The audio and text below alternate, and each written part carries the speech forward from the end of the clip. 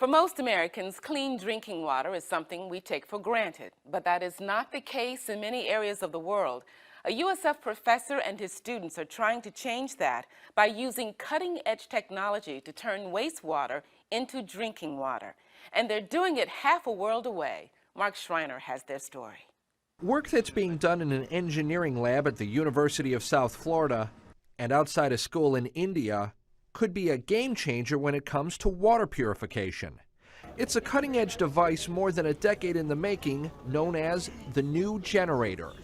The NEWgenerator stands for Nutrients, Energy, and Water. So what we have created is a device that can harvest the nutrients, energy, and water from waste, stuff that society discards. The patented machine works through a combination of biotechnology and a membrane separation system. So with the membrane, we are able to separate out the contaminants from the water and recover very clean water from this wastewater. That clean water can then be used in a variety of ways other than for drinking. And we are using that for toilet flushing and also irrigation. But if there's a need for us to convert that to drinking water, we can do that. It's a matter of optimizing the system and also the economics. Last December, we got a look at the NEWgenerator on the USF campus before it was boxed up and shipped almost 10,000 miles away. It was set up near a school in a fishing village in Trivandrum, the capital of the southern Indian state of Kerala.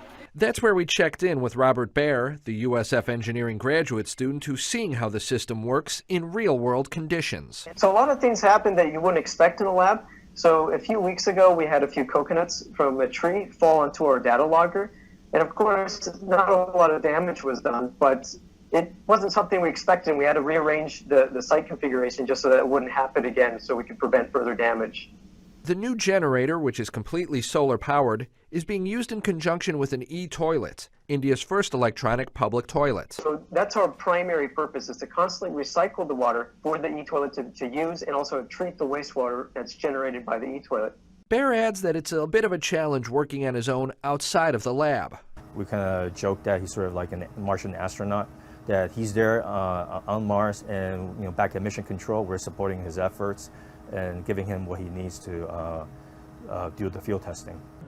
Even while field testing is going on, the team is already looking at other applications for the NEWgenerator, including at disaster sites. And people think about bringing water to these communities, but sanitation is often an afterthought.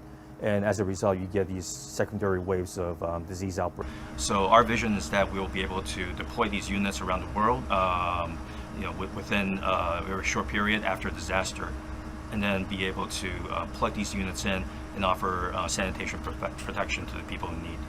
In the development stages, the project drew widespread interest, including financial backing from the country of India and the Bill and Melinda Gates Foundation. With the success of the field testing, that buzz continues to grow, and with it, the possibility of turning the NEWgenerator into a mass-produced, marketable product. We're in conversation with a number of people about doing this.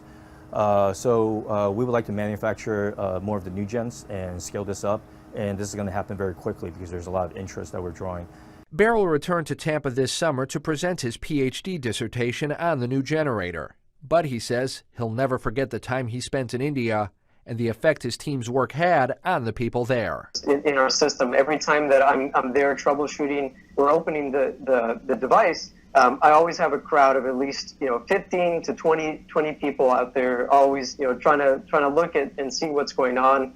It's really fun to see that what I'm doing in the community, it has a lot of interest by the community members themselves.